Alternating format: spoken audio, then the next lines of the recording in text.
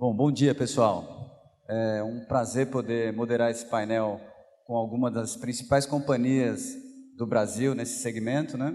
Temos aqui alguns executivos estelares, né? E eu sou o Alexandre, sou diretor de estratégia e operações do PJ Bank e do Grupo Superlógica, né? E vamos traçar um panorama um pouquinho do mercado de pagamentos, né? E cartões. Se a gente observar, a gente está chegando próximo à marca de R$ 1 trilhão, né, em transações anuais com cartões, né?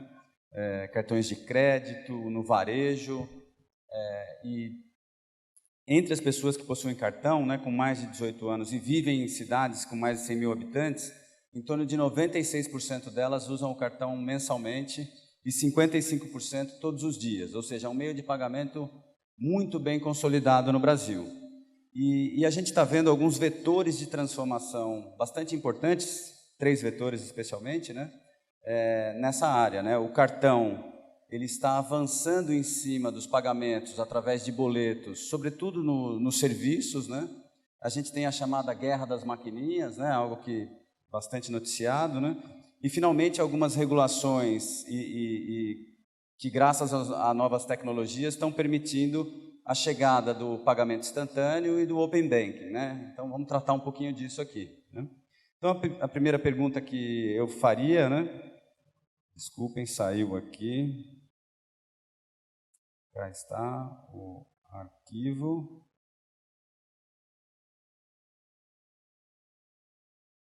Desculpem, gente, as questões saíram do tablet. Opa, obrigado. Muito obrigado. Nada como papel impresso, né, gente? Vamos lá. Então, o cartão ele está avançando em cima do boleto no mercado de serviços, né? Certos modelos de tarifação estão permitindo que isso aconteça. A gente aqui na Superlógica se beneficiou disso, por exemplo, a partir do momento que o cartão de crédito teve uma tarifa fixa, num preço competitivo, que nos permitiu fazer com que o pagamento da taxa condominial acontecesse via cartão, que não era possível antes. Isso é só uma modalidade, vários outros segmentos estão se aproveitando disso, né? Então, a pergunta que a gente faria é: como vocês enxergam essa aceleração? Ela vai continuar? O cartão vai dominar o meio de pagamento de serviços que hoje, de certa maneira, está na mão do boleto? Onde vocês gostariam de começar, né? Bom dia a todos. Prazer estar aqui com vocês para ter esse painel.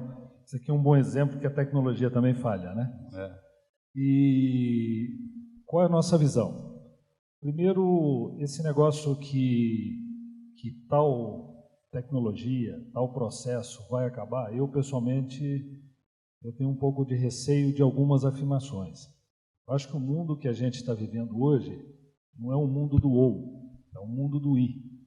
Então, quando a gente fala de omnichannel, fala de multicanalidade, a gente está falando de integrações, a gente está falando que novas tecnologias, novos serviços, tudo isso vai estar integrado e uma coisa vai estar complementando a outra.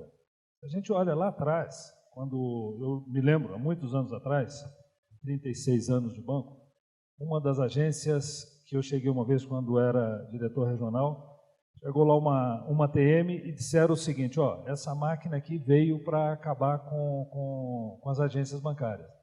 E as ATMs estão aí até hoje, só que elas estão cumprindo papéis diferentes. Lá atrás ela nasceu para dar um extrato bancário, hoje você saca dinheiro, hoje você paga, hoje você numa ATM não precisa de um cartão para poder sacar, com a sua biometria você saca o seu dinheiro e veio uma evolução contínua. Será que lá na frente, talvez as ATMs terão um papel diferente? Eu não tenho a menor dúvida. Há 4 anos atrás, eu estive numa feira em Nova York e o tema naquela feira, se não me falha a memória, 2014 ou 2015, que as lojas físicas, a loja de rua, iria acabar. Há 2 anos atrás, a gente volta, as mesmas pessoas que diziam que a loja de rua iria acabar, elas estavam defendendo que a loja de rua ela é importante. Quando a gente olha para a Amazon, que nasceu lá atrás, que ela ficaria no mundo digital e não iria para o mundo físico, e agora, 2 anos atrás, a gente vê a Amazon comprando supermercados, montando as suas lojas e assim por diante. E a gente começa a entender que esse mundo não é um mundo do ou, é um mundo do e. Quando a gente olha para uma empresa como a Magazine Luiza, que ela lá atrás, ela tomou a decisão de ficar com a loja física e ficar com a loja digital, e a gente hoje vê o sucesso da Magazine Luiza, porque ela conseguiu fazer essa integração da loja física no digital. Então, desde o meu ponto de vista, os cartões, eles, sem sombra de dúvida, eles nasceram há 60 anos atrás. O criador do cartão lá foi o fundador aqui da Visa, e ele tem uma frase dele que eu gosto muito. Ele fala: eu gostaria que as pessoas tivessem lá, fizessem os pagamentos instantâneos. Falou isso há 60 anos atrás, quando ele criou o cartão. Então, aqui, do meu ponto de vista, essa complementariedade, esse tema que eu chamo de canais complementares, para mim, é o futuro da humanidade. Não é ou, é e. É isso e mais aquilo. Posso tentar complementar aqui? Eu acho que é muito legal. Primeiro, bom dia, pessoal. Acho que essa questão do ou essas previsões, um pouco de futurologia, um pouco mais catastrófico de que o dinheiro vai acabar, o boleto vai acabar, o cartão vai acabar. A gente já escutou isso aí ao longo desses últimos 20 anos, de que N formas de pagamento iriam acabar porque a nova vinha para substituir. Acho que é muito o que o Pedro colocou. Elas estão vindo para se complementar. A gente tem um acesso cada vez maior e mais fácil de novas tecnologias, mas você tem um player essencial nessa cadeia, todo esse desenho que a gente está colocando, que não importa se é do banco grande, do banco pequeno, do credenciador, da bandeira, o que é que seja, que é o cliente, que é o consumidor. E ele que vai tomar a decisão se ele prefere usar o dinheiro, o boleto, o cartão de crédito, os pagamentos instantâneos, a solução via mobile payment e N outras tantas que a indústria vem desenvolvendo ao longo do tempo.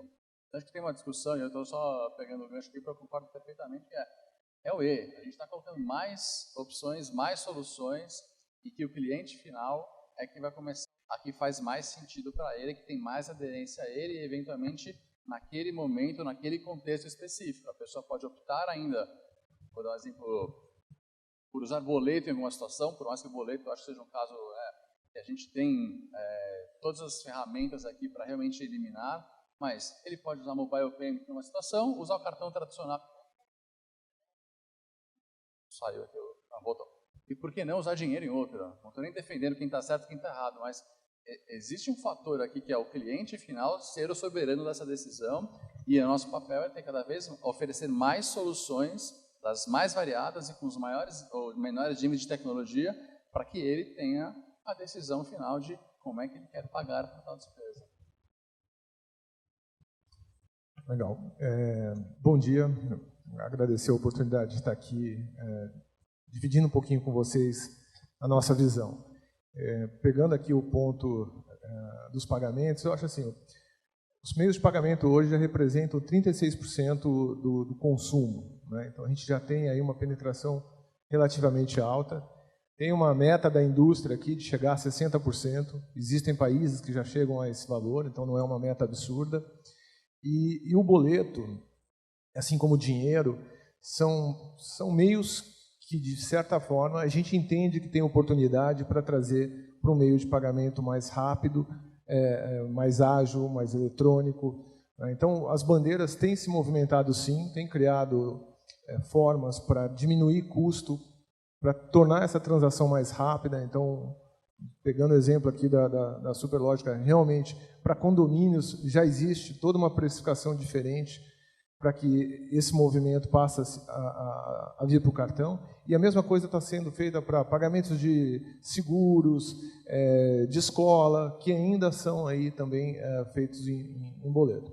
Além disso, a gente hoje basicamente tem 1,5 trilhões de reais passando por meios de pagamentos eletrônicos. E tem mais 1,5 aproximado de dinheiro, em cash, que está circulando no país.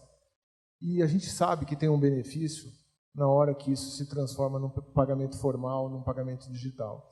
Então, a gente realmente, do lado aqui da indústria, a gente quer expandir, quer criar ferramentas, e pegando aqui, seja por cartão, seja pelo celular, seja pelo e-commerce. A gente vai sim criar novas formas de capturar essas transações, né? Acho que todo mundo aqui já está bem familiar aqui com a questão de contactless, a gente vai falar um pouquinho disso mais para frente. Já imagino aqui, quem aqui na plateia já tem um telefone com um cartão tokenizado?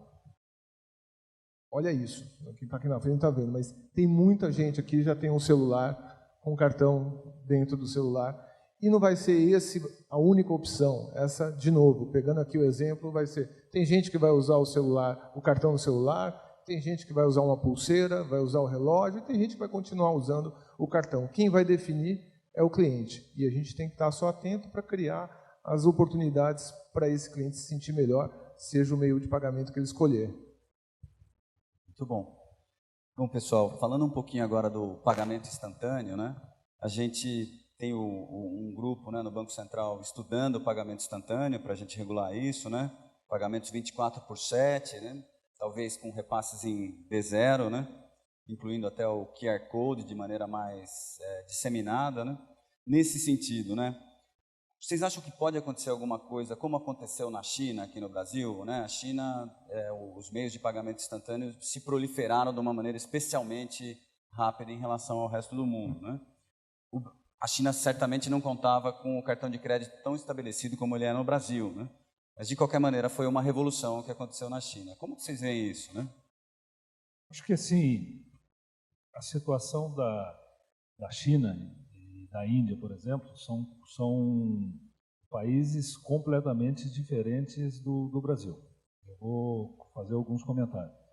Primeira coisa é que a China, nos últimos 30 anos, passa por um processo de crescimento da sua renda per capita, da sua bancarização da sua população totalmente diferente do Brasil. Na China, não existe crédito, né? No Brasil, 60%, hoje um pouco menos, mas próximo de 60% a 50% das transações no país são feitas por crédito. O país, depois a gente pode falar um pouco mais, a gente tem aqui o que a gente chama de incentivos cruzados, né? Algumas das pessoas que estão sentadas aqui devem ter 3 cartões de crédito e devem fazer as suas compras nas suas melhores datas. Quem faz na melhor data tem até 35 ou 40 dias para pagar a sua fatura. E o brasileiro aprendeu a fazer isso. Então, quando você olha que um país que usa bem esse método de pagamento, o cartão de crédito está enraizado aqui, né? 38% da população usa bem isso, do ponto de vista dos seus consumos, do consumo das famílias. A China não era assim. A China é débito, a China era dinheiro. Então, o modelo de pagamento na China mudou. O caso da Índia, também, que é muito parecido, você tem, desde um tema de sonegação, corrupção e moeda, que a China adotou um método muito rápido, que é o método do QR Code também. Então, eu acredito, e voltando, eu estive na China o ano passado, 15 dias, você convive numa empresa com QR Code, você convive com a máquina de cartão, você convive com outros tipos de pagamento. Em cima do balcão não tem só um ou outro, tem vários. Eu acho que esse processo aqui no Brasil vai acontecer rapidamente. Eu só quero fazer um último comentário aqui para não me alongar. Em 2011, 2012, esse setor que hoje vai representar no final do ano 25% do PIB, a indústria de meios de pagamento, que é 1,5 trilhão, ela não era regulamentada. Como é que pode uma indústria que tem quase um terço da representatividade do PIB não ser regulamentada? Então, o Banco Central vem, nos últimos anos, fazendo um trabalho fantástico de regulamentar o setor, definindo regras, o que também na China não ocorreu. O Banco Central chinês agora tomou a decisão de regulamentar uma metodologia de pagamento, porque ele percebeu que teria risco sistêmico ali. Aqui não, aqui está nascendo regulamentada. E a gente, assim, falando como presidente da ABECS aqui, a ABECS apoia e é um dos nossos pilares, ajudar o Banco Central em toda a regulamentação e dar essa abertura de mercado e cada vez mais empresas poderem oferecer aos clientes mais serviços e com menor burocracia. Tentando complementar aqui, acho que a gente tem que lembrar sempre que existem diferenças fundamentais, além das que o Pedro comentou, em relação à China e Brasil, ou poderia ser China, Índia e Brasil. Acho que uma delas em relação à infraestrutura. O Brasil tem uma infraestrutura de aceitação de cartões, seja POS, TEF, enfim, mas toda uma estrutura de aceitação muito bem resolvida há muito tempo. Então, se a gente for voltar alguns anos, muitos anos, porque a Cielo, a rede, mais recentemente a própria GetNet, e nos últimos, agora nos tempos mais recentes, com os novos entrantes, PagSeguro e todos os novos credenciadores, a gente está falando hoje no mercado brasileiro de praticamente 20 credenciadores, e aqui eu vou dar um número bem aproximado de 200 subcredenciadores. Em nenhum momento a gente teve o problema de aceitação por falta de infraestrutura, de a gente não estar presente em alguma região, algum segmento do mercado, porque não tinha lá, fosse uma maquininha, fosse algum tipo de... Isso é completamente diferente com a China. A China não tinha essa infraestrutura. Então, quando falam, pô, mas a China pulou de cartão para QR Code com o celular. Sim, mas eles estavam num outro momento, com uma outra infraestrutura, com uma outra realidade. Dá para fazer um paralelo um pouco forçado em relação à Índia e outros mercados. Então, a China tem essa característica.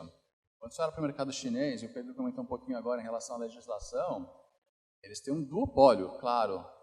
E qualquer tipo de coisa parecida com isso é o que o Banco Central brasileiro vem quebrando já há muito tempo. Podemos colocar aí desde 2008, 2009, 2010, com a quebra do duopólio das bandeiras, dos credenciadores. Então, é um movimento crescente e constante em que aqui o que a gente explora é interoperabilidade, competição, que a gente tenha um custo menor para o sistema como um todo.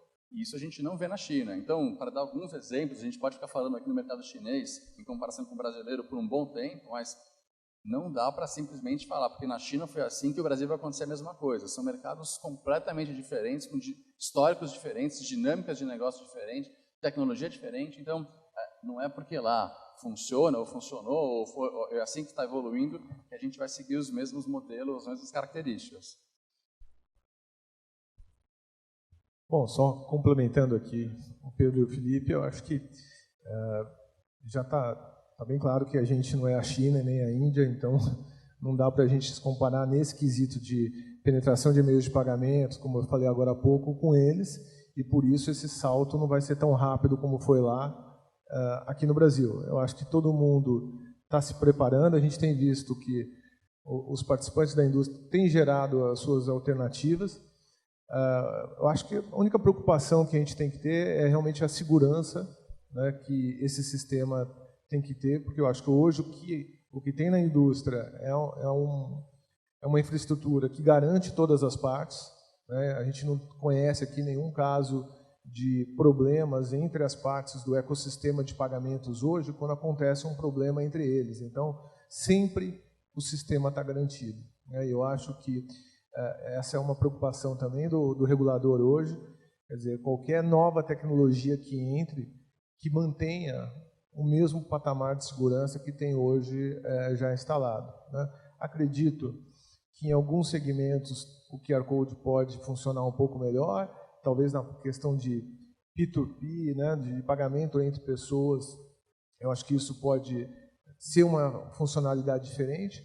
Mas o fato é que hoje, quando a gente aqui precisa ir fazer um pagamento com um cartão ou com qualquer outro dispositivo que a gente mencionou aqui, não tem nenhuma dor para nós clientes. Qual que é a dificuldade que eu tenho aqui para pagar uma conta no restaurante, puxar meu cartão, colocar no POS, pagar e ir embora? Não tem nenhuma frição aqui, não tem nenhum trabalho. Quer dizer, eu não imagino que para o cliente, o fato de eu ter um QR Code aqui para fazer esse pagamento vai facilitar alguma coisa na minha vida, vai me gerar alguma coisa de melhor. Então, eu acho assim, na China, na Índia, você não tinha o cartão. Quando aparece o QR Code num aplicativo para fazer isso, é um baita salto. Mas para nós aqui, que já temos um meio de pagamento que funciona, do ponto de vista do cliente, eu acho que não tem tanto benefício. Mas vamos apostar em todas as iniciativas que estão acontecendo, desde que tragam a segurança necessária para todos os participantes. Muito bom. Eduardo, vamos aproveitar que a bola está com você aqui.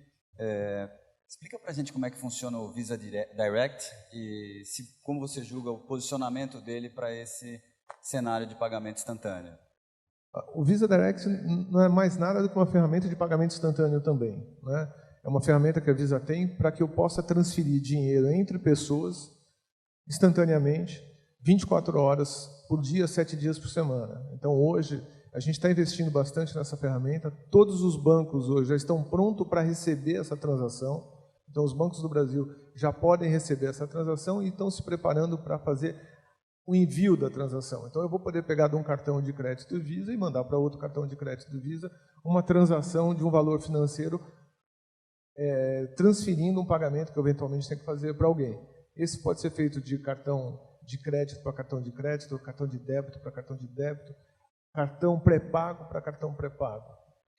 E o mais interessante é que eu também posso usar essa transação do Visa Direct para fazer pagamentos de desembolso. Por exemplo, posso fazer pagamento de uma pessoa jurídica para pessoas físicas. Então, eu quero fazer um pagamento de sinistro de seguro.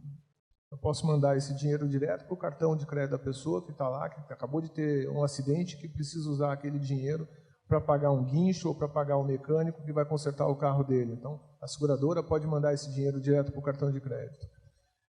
Então, tem várias utilidades aqui para o Visa Direct, que não deixa de ser uma ferramenta de transferência entre pessoas ou entre empresas de pessoas. Pode ter um QR Code para fazer isso, pode ser o número do cartão, quer dizer, de novo, garantindo a segurança da transação, porque a gente manteve toda a infraestrutura da adquirente, emissor, participando dessa transação. Posso só fazer um comentário? Porque é importante, eu acabei de falar em relação à regulamentação, Banco Central, interoperabilidade. Diferente de outros mercados como China, como a gente comentou, cada vez mais a gente vai buscar essa interoperabilidade em que um cliente, eventualmente, que consuma a plataforma da Visa, um cliente portador da Visa, que queira enviar dinheiro para uma pessoa que não é portador Visa, essas redes são interoperáveis. Então, o cliente Visa pode mandar para ela, da ela para a Mastercard, da Mastercard para a Amex. Então, o que a gente está montando todo um arcabouço aqui, em que todos os clientes tenham acesso a uma plataforma de pagamentos instantâneos e que esse dinheiro circule por diferentes arranjos de pagamento, para usar o termo técnico aqui. Então, acho que é mais uma diferença, estou voltando para o tema anterior, em que em outros mercados, como a China, que a gente fica batendo muito, escutando muito, em que sim, aqui a gente não vai ter arranjos fechados em que um cliente do esquema A ou da empresa B vai ficar só circulando dinheiro nesse mesmo arranjo, e aqui o que a gente está promovendo é que ele seja realmente interoperável e que você consiga mandar de qualquer ponta para outra qualquer ponta. Excelente. Aproveito que tá contigo. Então, Felipe, mais uma aqui, né? A gente viu essa parceria da Elo com a Lynx, né? Inclusive disponibilizando conta digital, etc., né? Um movimento que, de certa maneira, a gente considera análogo que o PJ Bank tem feito com outros ERPs, né?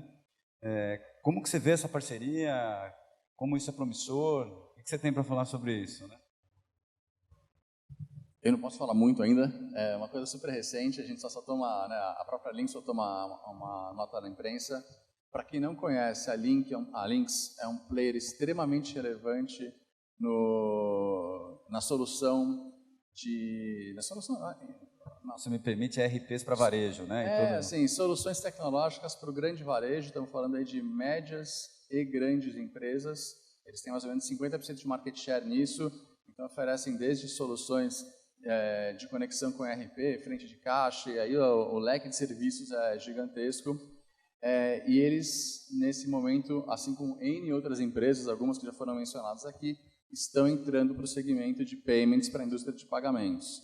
E a parceria com a Elo é para viabilizar algumas dessas soluções. A gente tem um roadmap ali de frentes que vai permear aí os próximos meses, mas algumas coisas que já foram divulgadas são a conta de pagamento. Isso aí foi um pouco explorado na apresentação anterior aqui ao nosso painel, em que você, no caso a Lynx ou N outros players hoje do varejo, podem atuar com a instituição de pagamento, eles não precisam ser mais uma instituição financeira, e com isso ter uma conta de pagamento. No caso da Lynx, o que a gente já definiu, que já foi divulgado, essa conta de pagamento vai atender os lojistas que querem receber, né, tem todo o seu fluxo de recebíveis, pode ser depositado nessa conta de pagamento para daí ele circular em uma série de frentes.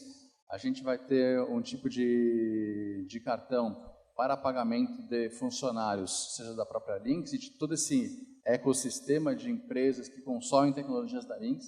É quase que um produto de folha de pagamento.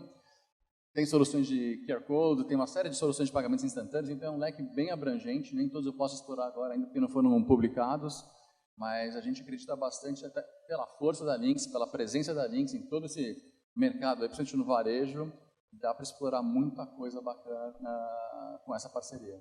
Ah, não tenho dúvida. Não é? Agora uma para o Eduardo aqui. Para o Eduardo não, desculpa, para o Pedro, né? O Santander decidiu que a GetNet vai ser adquirente em todos os países onde ele atua, não é isso? Como que está sendo esse processo de expansão internacional, né? Bom, dentro desse contexto de crescimento, né? Dentro desse mundo que a gente vive de tecnologia aqui, acho que 2 temas são muito importantes para a gente pensar e pensar grande. O primeiro deles é infraestrutura. A gente tem que pensar sério no assunto de infraestrutura e tecnologia, não é algo simples.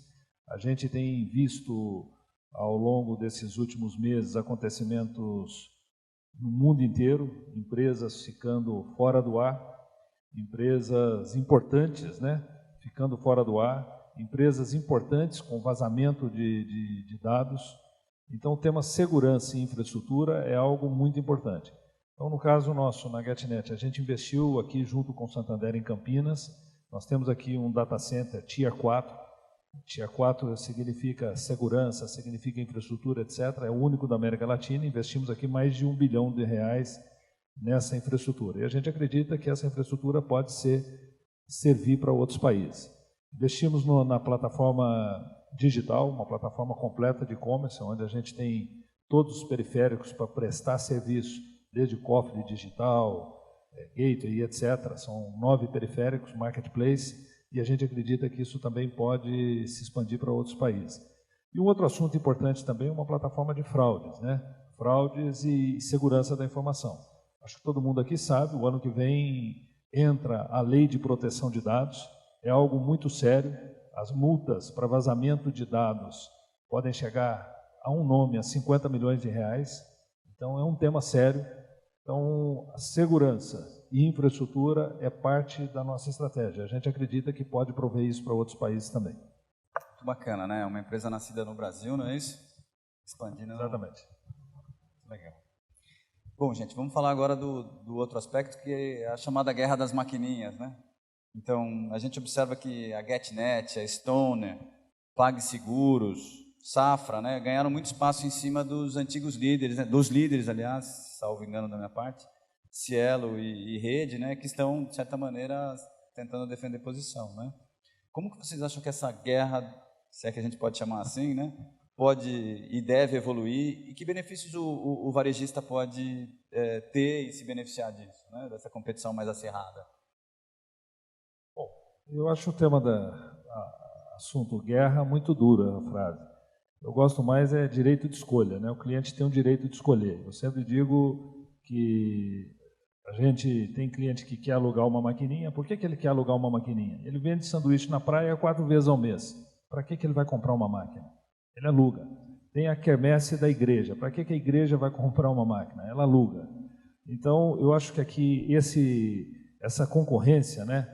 O Felipe comentou, há 9 anos atrás a gente tinha 2 adquirentes. Hoje o país tem 21 e mais 200 subadquirentes. Isso é espetacular. Isso aqui quem ganha é o consumidor. O consumidor ganha, os custos caíram, é fato que caíram, mas por outro lado, eu sou assim, responsável aqui pela GetNet, a gente tem limites, né? A nossa empresa ela precisa ter rentabilidade. A gente investiu, a gente tem que rentabilizar o capital. Eu acredito que não existe nenhuma empresa aqui na sala aqui que veio para cá hoje dizendo o seguinte, eu vou lá buscar tecnologia para perder dinheiro. Eu acho que isso não existe. A gente tem que rentabilizar o capital. Então, isso tem um limite.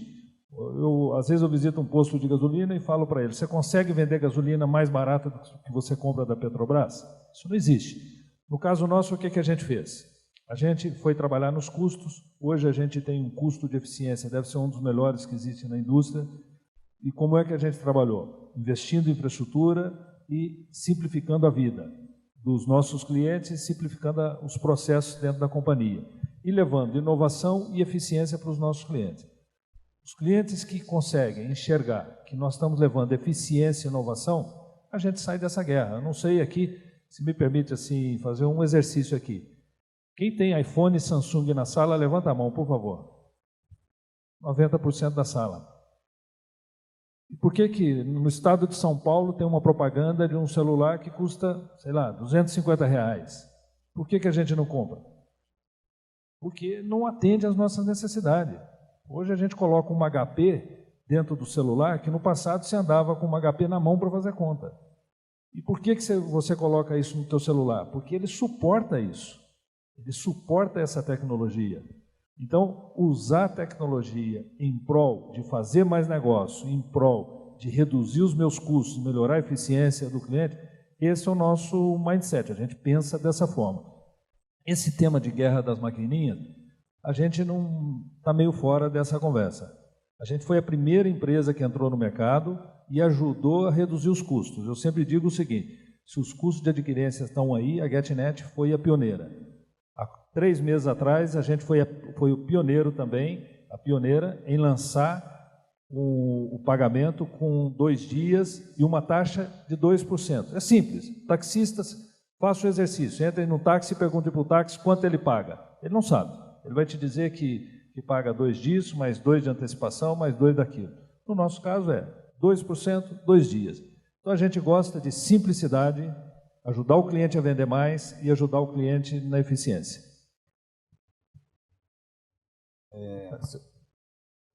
Não, acho que se eu puder complementar alguma coisa aqui do Pedro, acho que eu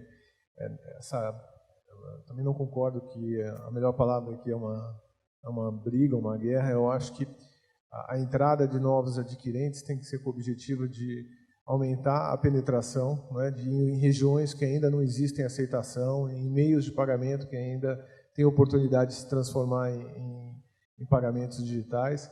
Eu acho que o Brasil ainda tem muito espaço para você entrar com diferentes soluções, sem ter que entrar na guerra de preços, sem ter que entrar numa guerra que canibaliza resultado de todo mundo, que não traz benefício. Eu acho que o ponto de expansão, de ir para novos segmentos, novos nichos, e boa parte desses 200 subadquirentes que estão entrando, e boa parte também dos novos credenciadores que entraram, acharam os seus nichos, acharam lugares que antes não eram utilizados com meios de pagamento de cartão de crédito ou débito. Então, o desafio dessa indústria para credenciadores, no meu ponto de vista, é conseguir entrar em segmentos e conseguir entrar em regiões que ainda não existe aceitação. E aí a indústria toda cresce, né? Lembrando de novo do número que a gente falou, você ainda tem 1,5 trilhões ainda passando em dinheiro, ainda tem muito espaço para a gente colocar aqui novos credenciadores, novas maquininhas, né? Só para matar, sem ser muito repetitivo, porque acho que já ficou muito claro, né? Primeiro, realmente, não é guerra da maquininha, isso é um nome midiático para chamar atenção, não concordo também com ele, concordo totalmente com o que o Pedro e o Edu falaram. Eu acho que a gente tem que olhar isso sobre a ótica positiva de competição. Então, vamos colocar isso não como uma guerra, mas sim como uma competição extremamente acalorada pelos novos players, por tudo que foi colocado aqui. Quem ganha com isso é, no caso aqui, o estabelecimento comercial e, por tabela, o consumidor. E não é uma guerra só de preços. Foi falado aqui que existe toda uma infraestrutura de segurança, de serviço, tecnologia, que é mais robusta e deveria ser tratada com muito mais importância do que simplesmente o preço final. Então, acho que os três aqui, sem combinar, estamos falando, vamos parar, vamos desmistificar essa tal guerra da maquininha como se fosse uma guerra de preço, um querendo prejudicar o outro, fazer dumping, um monte de coisa. É muito mais do que isso, é uma solução muito mais complexa que envolve uma série de atributos de segurança, de confiabilidade, de tecnologia, de garantia dos pagamentos, do que simplesmente ficar baixando o preço aqui ou ali, achando que isso realmente é uma guerra. Sem dúvida. Quando a gente fala, inclusive, de outros benefícios que podem ser levados ao consumidor, né, sobretudo ao varejista, né, a gente percebe que em muitos países o pagamento acaba acontecendo em D+2, né? Como vocês veem a evolução disso no Brasil, que ainda, em média, leva muito mais tempo, né? Bom, eu acabei de dar um exemplo aqui, a gente lançou um produto novo recentemente, que é que você paga 2% e recebe em 2 dias. Então, eu acho que isso está acontecendo de forma natural. Mas eu volto aqui a insistir no início, quando eu disse, nosso país tem o que a gente chama de incentivos cruzados. A gente tem, nós como consumidor, eu tenho 3 cartões e pago com 35, 32 dias.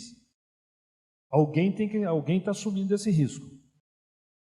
Alguém está assumindo esse risco. Se eu estou comprando e estou pagando com 35 dias, quem é que está assumindo esse risco? Essas coisas são importantes de ficar claras, né? Eu gosto muito da transparência na relação, porque esse negócio de ficar escondendo uma coisa daqui, não tem. Eu pago meu cartão com 30 dias. Se a GetNet paga o comércio com 2 dias, os 28 dias, quem vai pagar? Quem vai pagar? Então, ou no caso a Get assume esse custo, ou alguém vai assumir esse custo. Eu não sei se todo mundo sabe, a gente tem no país hoje a maior carteira que mais cresce é a carteira de parcelado sem juros.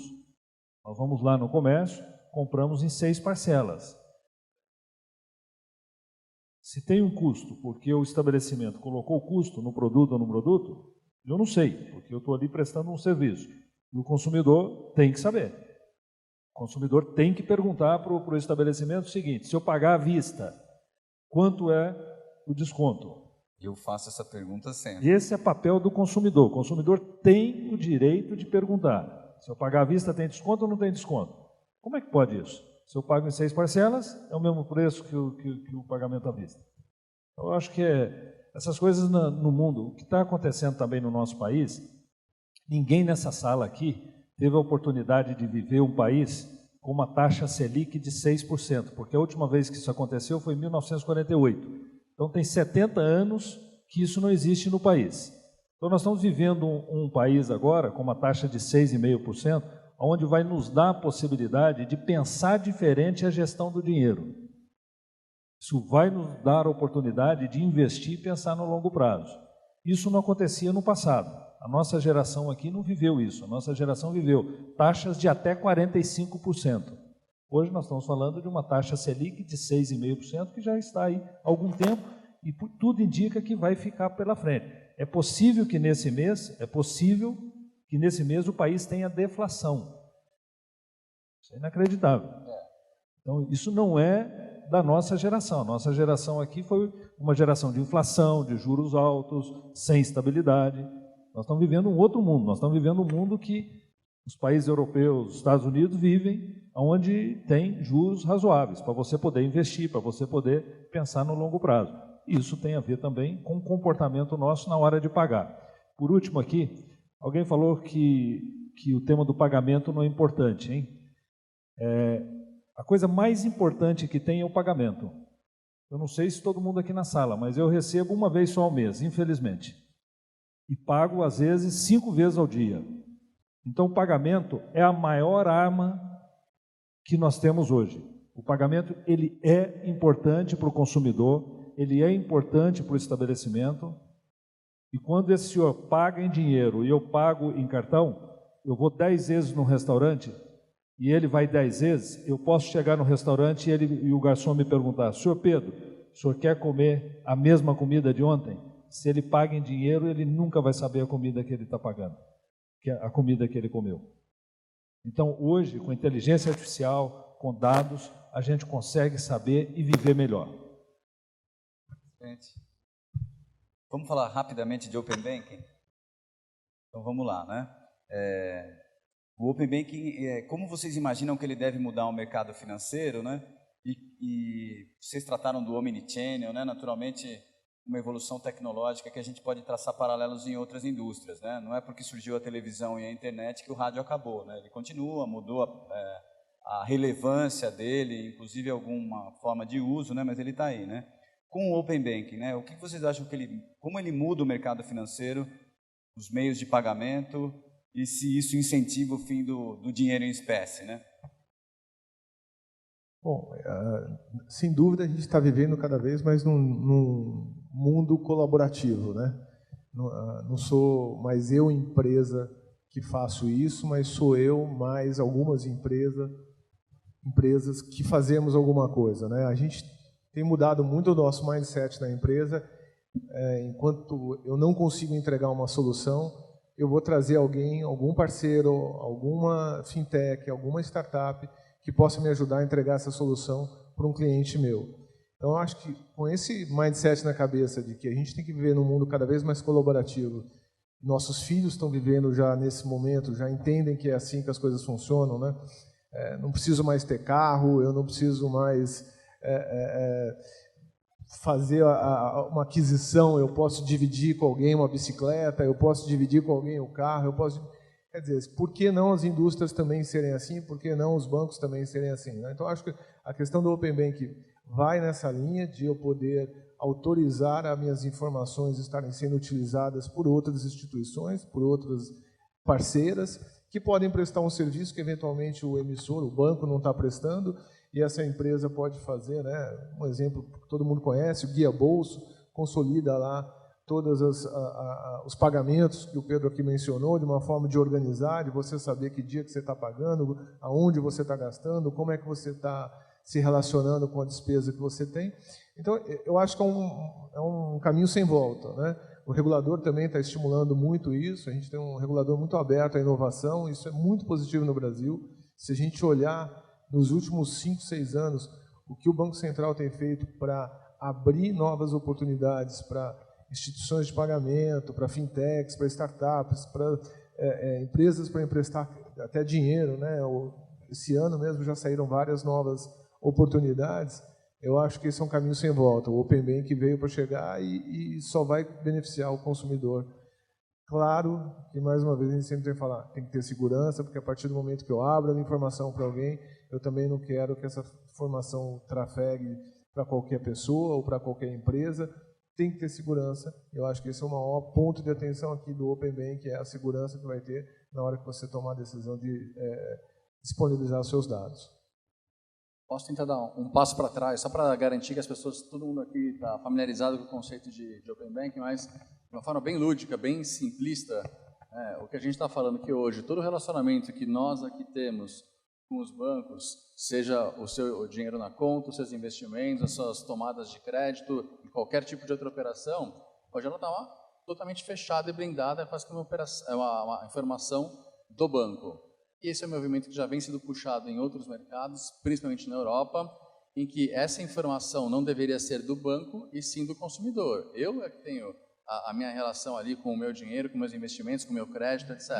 Isso daí deveria ficar público, obviamente, se eu entender que sim, eu lhe disponibilizar essa informação para que outros players do mercado possam me abordar com ofertas melhores, em teoria, do que as que eu já tenho hoje. Então, descritivo bem simplório aqui, bem simplista, mas é algo que é poderoso, é algo que já está acontecendo lá fora, é algo que o Banco Central, como o Edu colocou, já puxou e já tem na agenda deles aqui no Brasil e tende a ser muito benéfico para todo mundo. Mantendo, a gente está sendo repetitivo aqui, as questões de segurança, porque hoje, uma vez que eu tenho todo esse meu relacionamento com o meu banco, qualquer que seja a operação, eu estou totalmente seguro que eu tenho uma camada de segurança que essa informação é praticamente inviolável.